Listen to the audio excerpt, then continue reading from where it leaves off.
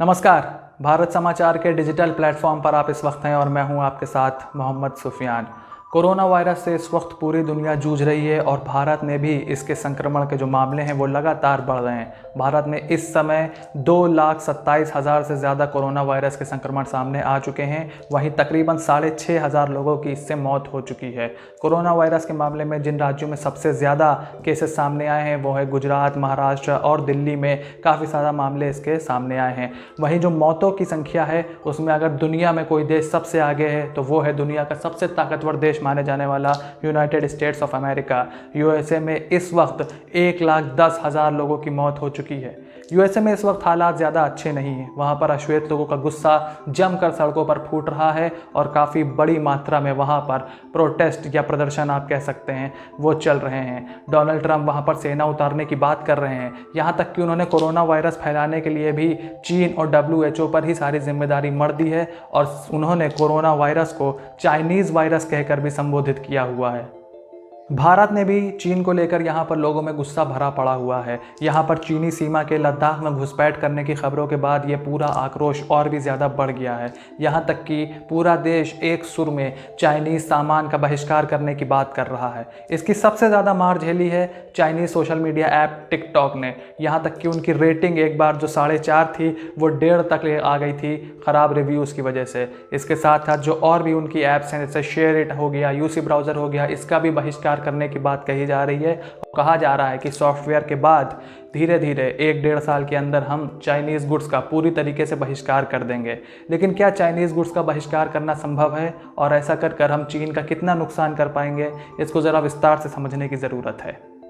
Corona virus का संक्रमण फैलने के बाद से ही भारत में चीन को लेकर नाराज़गी चल रही थी। कहा जा रहा था कि चीन सही आंकड़े ना बताकर विश्व का काफ़ी नुकसान कर रहा है और अब इसी का खामियाजा भारत भी भुगत रहा है। लेकिन चीनी सेना की भारतीय सीमा में घुसपैठ करने के बाद ये जो नाराज़गी थी ये गुस्से और आक्रोश में तब्दील हो गई और लोग किसी भी कीमत पर चाइना से बदला लेने की बात कर रहे हैं। इस आग को हवा तब मिली जब भारतीय सेना के कुछ जवानों की तस्वीरें सोशल मीडिया पर वायरल हुई, जिसमें देखा जा रहा था कि भारतीय सेना के कुछ जवान जख्मी हालत पर जमीन में पड़े हुए थे और उनके ठीक सामने चीनी सैनिक खड़े होकर या तो उन पर चिल्लाते दिख रहे थे या फिर उनके सामने खड़े होकर उनको नीचा दिखाते हुए दिख रहे थे। ऐसी तस्वीरें आने के बाद भारतीय में काफ़ी ज़्यादा गुस्सा चीन के प्रति बढ़ गया। इसको राजनेताओं और फिल्मी अभिनेताओं का भी पूरा सपोर्ट मिला जो चाइनीज़ गुड्स का बहिष्कार कर चीन से बदला लेने की बात कर रहे थे। हालांकि दोनों देशों की सरकारों ने अभी तक भारत और चीन के सीमा पर जो हो रहा है उसको लेकर कोई आधिकारिक बयान नहीं दिया है। तस्वीरों को लेकर भी ये स्पष्ट नहीं है कि ये तस्वीरें कब की हैं और किन हालातों में खींची गई थी। दोनों ही देशों के नेता अभी मौन साधे हुए हैं और जनता को इसके बारे में कुछ ज़्यादा पता नहीं है। लेकिन मीडिया रिपोर्ट्स की अगर माने तो चीन और भारत लद्दाख की सीमा पर अपनी सेना की पाबंदी बहुत पुख्ता तरीके से कर रहे हैं और वायु सेना भी वहां पर प्रवेश कर चुकी है। इससे यही अंदाज़ा लगाया जा रहा है कि क्या चीन भारत में 1962 जैसे हालात पैदा कर युद्ध की तरफ बढ़ने की कोशिश कर रहा है। लेकिन क्या ये इतना आसान होने वाला है? आंकड़ों से समझने की कोशिश करते हैं। साल 2019 में भारत और चीन के बीच करीब 7,000 अरब रुपए का कारोबार हुआ, जिसमें से 5,500 अरब रुपए का सामान भारत ने चीन से खरीदा, यानी कि हमने चाइना से 5,500 अरब रुपए का सामान इंपोर्ट किया। बदले में हमने चीन को 1,500 अरब रुपए का सामान एक्सपोर्ट किया, यानी हमने चीन को 1,500 अरब रुपए का सामान बेचा।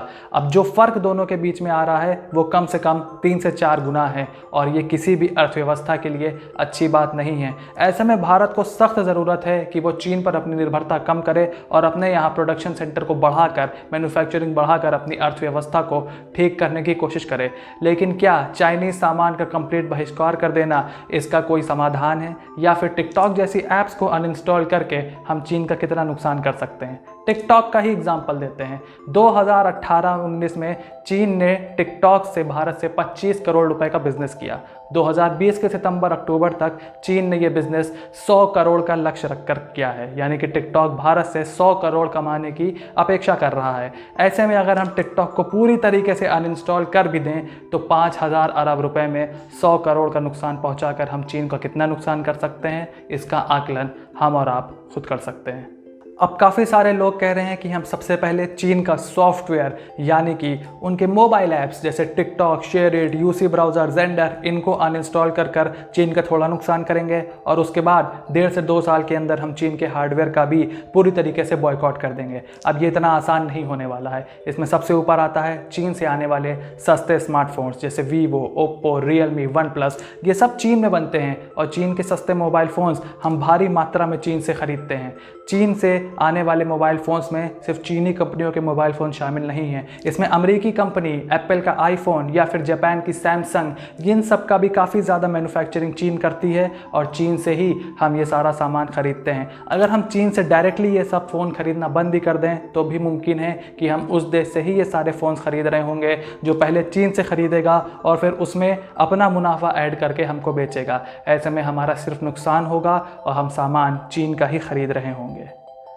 हमारे देश में चीनी सामान की पकड़ बहुत अंदर तक है। दिवाली के बाहर हमारे घरों में लटकने वाले झालर और घरों में आने वाले पटाखों से लेकर इंडियन क्रिकेट टीम की जर्सी का स्पॉन्सर भी इस वक्त चीन बना हुआ है। चीन से हम काफ़ी ज़्यादा सामान निर्यात कर रहे हैं। आपको ये भी समझना होगा कि पूरी दुनिया एक ओपन इकोनॉमी है और भारत इस ओपन इकोनॉमी का एक बहुत बड़ा हिस्सा है। भारत जिस तरीके से डिफेंस का सामान जैसे कि हमारे गन्स और हमारे जैसे रफ़ाइल की आप बात करिए, वो सब भी हम बाहर से ख़रीदते हैं और बाहर के देशों को हम खाद्य सामग्री, अनाज भारी मात्रा में एक्सपोर्ट करते हैं। तेल हम खाड़ी देशों से खरीदते हैं। ऐसे में चीन से पूरी तरीके से सामान का बहिष्कार कर आत्मनिर्भर बनना अभी हमारे लिए काफ़ी आसान होने वाला नहीं है। चीन के सामान की सबसे बड़ी खासियत यह है कि उनका सामान काफ़ी सस्ता होता है। चीन एक मैन्युफैक्चरिंग हब है, काफ़ी भारी मात्रा में सामान बनाता है और उनको हमारे देशों में बेचता है। हमारे देश के लोग भी चीन से सस्ता सामान खरीदते हैं जिससे उनके मुनाफे का जो परसेंटेज है वो इंक्रीज़ हो जाता है, बढ़ जाता है। इसलिए अभी तो हम चीन के सामान का आर्थिक बहिष्कार नहीं कर सकते।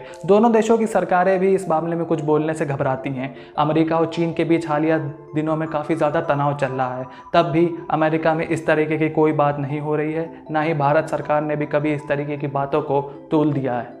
तो अगर चीन पर अपनी निर्भरता कम करके हमें आत्मनिर्भर बनना है तो सबसे पहले हमें अपने छोटे बिजनेसेस को ऊपर उठाना होगा। किसी भी देश की इकोनॉमी की रीढ़ की हड्डी होती है उनके मीडियम और स्मॉल बिजनेसेस। अर्थव्यवस्था लगातार गिर रही है, छोटे और मध्यम उद्योग लगातार घाटे में जा रहे हैं। ऐसे में सरकार को ज़रूरत है कि अपने छोटे और मध्यम उद्योगों का साथ दें और गिरती अर्थव्यवस्था को संभालें। अपने गिरते और बंद होते मध्यम और छोटे उद्योगों को सहारा देकर, उनको सपोर्ट देकर, उनको ऊपर उठाकर ही हम अपनी गिरती अर्थव्यवस्था को बचा सकते हैं और उसी से हमारे देश में नौकरियां भी बनेंगी। अगर हम ऐसा नहीं करते हैं तो एक बार फिर से आत्मनिर्भर भारत का ये स्लोगन सिर्फ स्लोगन बन के ही रह जाएगा, सोशल मीडिया की एक मुहिम बनकर ही रह जाएगा और आने वाले कुछ दिनों के बाद हम इसको भी भूल जाएंगे।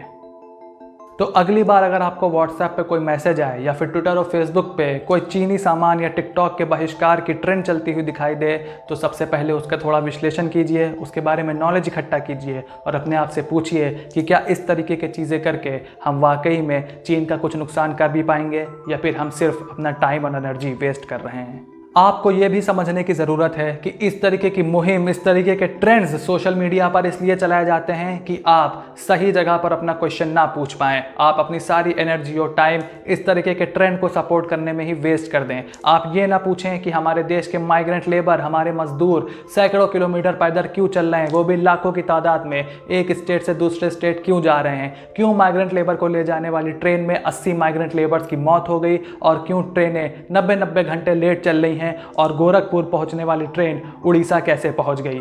चीन और भारत के बीच इन दिनों सीमा पर तनाव चल रहा है। सरकार की तरफ से भी इस मुद्दे पर अभी कोई भी स्पष्टीकरण नहीं आया है और विपक्ष भी सरकार से बार बार यही सवाल कर रहा है कि अगर भारत और चीन के बीच सीमा पर सब कुछ ठीक है तो फिर दोनों देशों की सेनाओं के बीच 5 बार मीटिंग क्यों हो रही है और दोनों ही देशों की सीमा पर फौजों की तैनाती क्यों बढ़ाई जा रही है। अगर सब कुछ ठीक है तो भी सरकार को सामने से आकर देश की जनता को आश्वस्त कर देना चाहिए ताकि लोगों में जो चीन की तरफ बेचैनी बढ़ रही है, जो सीमा पर हमारे जवानों के लिए लोगों के दिलों में तकलीफ़ें बढ़ रही हैं, उस पर विराम लग सके। और अगर वाकई में भारत और चीन की सीमा पर हालात बिगड़ रहे हैं तो हमें इस बात को समझ लेना चाहिए कि टिकटॉक अनइंस्टॉल कर देना इसका कोई हल नहीं है, ये हल डिप्लोमेटिक है। अगर आपको हमारा ये वीडियो अच्छा लगा तो इसको लाइक करिए और वाइडली शेयर करिए। अगर आप हमारा ये वीडियो यूट्यूब पे देख रहे हैं तो हमारे यूट्यूब चैनल को सब्सक्राइब कीजिए, और अगर फेसबुक पे देख रहे हैं तो फेसबुक पर हमें फॉलो कीजिए।